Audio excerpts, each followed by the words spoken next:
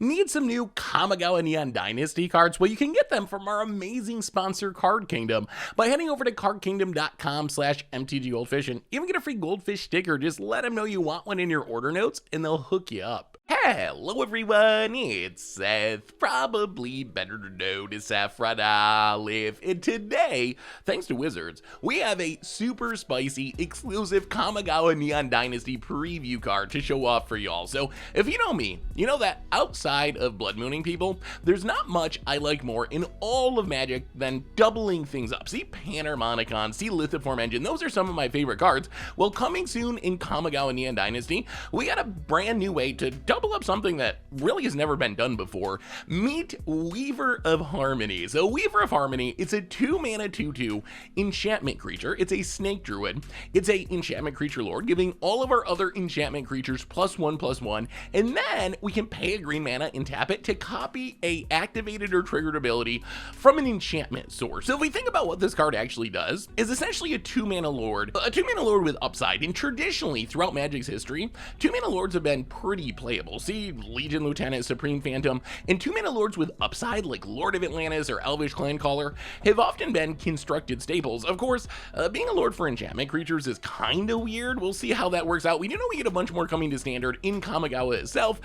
Is that something that enchantment creatures actually need? We'll have to see, but you get a huge upside. Not only is it a lord for your enchantment creatures, it's also basically a Tawnos Urza's Apprentice. There's a few comparisons, a little bit like Steronic Resonator, a little bit like Lithiform Engine. Most directly, it's an enchantment version of Tawnos, where you can copy a triggered or activated ability from any enchantment source, which can do some really sweet shenanigans. So as far as being a enchantment creature lord, this is actually the least exciting part of Weaver of Harmony for me. Like, if you think about enchantment creatures, there are enough that you could build a enchantment creature tribal deck, but many of the best enchantment creatures like Sethis and Sanctum Weaver and Courser of Krufix, they're not really played as beatdown threats. They're played to draw cards and make mana and all that kind of stuff. So I'm not sure that enchantment creatures, at least the ones that we've seen so far, maybe this will change with the stuff that we get in Kamigawa itself, but at least so far, I don't really know if enchantment creatures need a lord. That said, if you do want to build a enchantment creature beatdown deck, the pieces are there. You got Ousted of Life's Bounty, you got Ephemia and Destiny Spinners and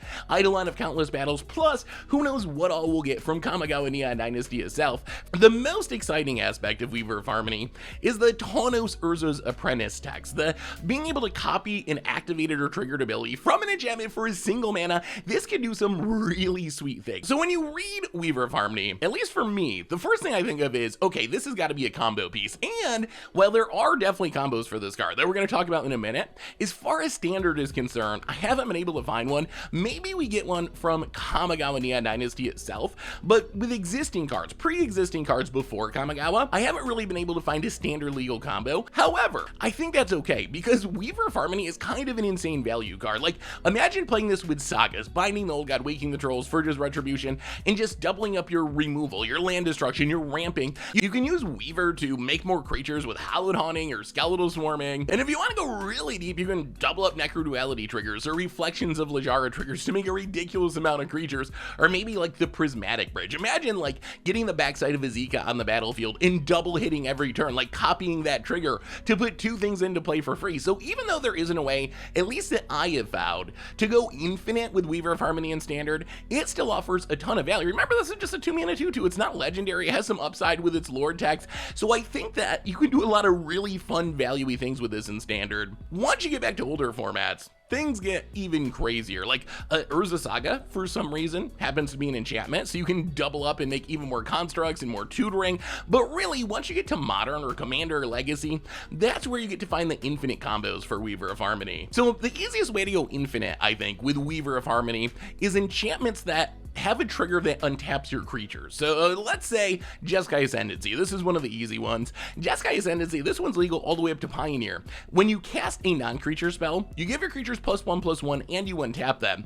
So let's say we have Jeskai Ascendancy, we have Weaver of Harmony, and we have a Mana Dork or 2, a Sylvan Caryatid, Birds of Paradise, whatever. What we do is we cast a single non-creature spell. That's going to give us an enchantment-based trigger from Jeskai Ascendancy. With that trigger on the stack, we can tap our Sylvan Caryatid to make a green mana, mana, use that mana to activate Weaver of Harmony to copy Jeskai Ascendancy's trigger, and that's going to give us another untap trigger. So that'll untap our Sylvan Caryatid, that'll untap our Weaver, and then we can do that again and again and again. And the end result is our creatures get infinitely big because they're getting pumped every time. If we have 2 mana dorks or a mana dork that taps for 2 mana, then we also make infinite mana. If we have Sylvan Caryatid and Birds of Paradise, we tap them both for mana, we use one of the mana to use Weaver to copy Jeskai Ascendancy's trigger, and then we're getting an extra mana every time we go through the loop, so we do it a bunch of times, get huge creatures, and eventually use that to win the game. Can also do this with Aggravated Assault, probably in a commander deck.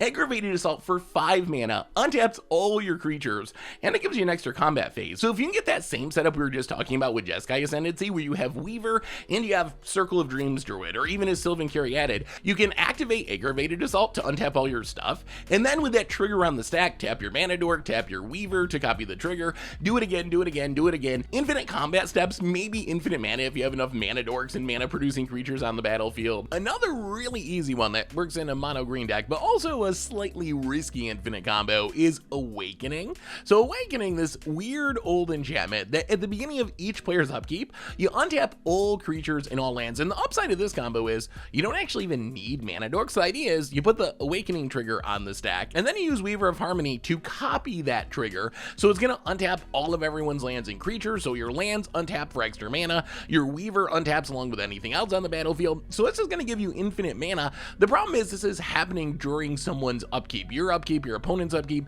so you're gonna need a way to win at instant speed, maybe a huge squall line or something, so you do have to have a plan for winning. Also risky because you're gonna be untapping all your opponent's stuff too, so this combo is technically like group hug infinite mana, where you're gonna give all your opponents infinite mana if they know to tap their lands in between the loop, but still something you can easily slot into a random mono green deck. Maybe my favorite jank way to win with Weaver is with Aria of Flame and Tainted Remedy. Aria of Flame, an enchantment that when it comes into play, it makes each opponent gain 10 life. Tainted Remedy says if an opponent would gain life, they lose that much life instead. So the idea is you play your Weaver, you play a Tainted Remedy, then you play Aria of Flame, you copy it to force your opponent to gain 20 life, and that's gonna make your opponent actually lose 20 life because of Tainted Remedy. So probably not a competitive plan, but definitely a hilarious against the odds way to win the game. It's also worth mentioning that I think that Weaver of Harmony is good enough just as a value card in a lot of enchantment decks. So far, we've mostly been talking about how you can do a, crazy combo. How can you go infinite with Weaver of Harmony?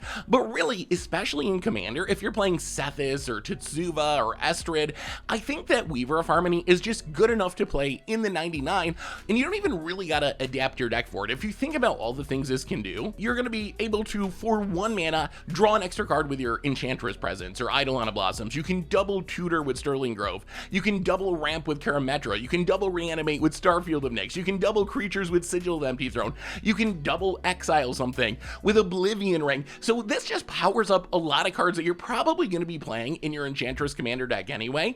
And then you also have the option of throwing one of those combos into your deck. You can throw the Awakening in your deck and have this backdoor infinite mana combo that really doesn't cost you a whole lot. So Weaver of Harmony, I really like this card. I think it's good enough to see play as a value creature, and it's got all this jank combo potential. So we'll have to wait and see just how good it is in Standard. How many new enchantments do we get from Kamigawa? Do any of them allow it to go infinite? Can we build an enchantment creature beatdown deck with this being a Lord? So we're kind of in wait and see mode there, but I love cards that you can just play for value and have jank combo potential built in, and that's exactly what Weaver of Harmony does. So anyway, that is Weaver of Harmony. That's our exclusive Kamigawa Nina Dynasty preview card.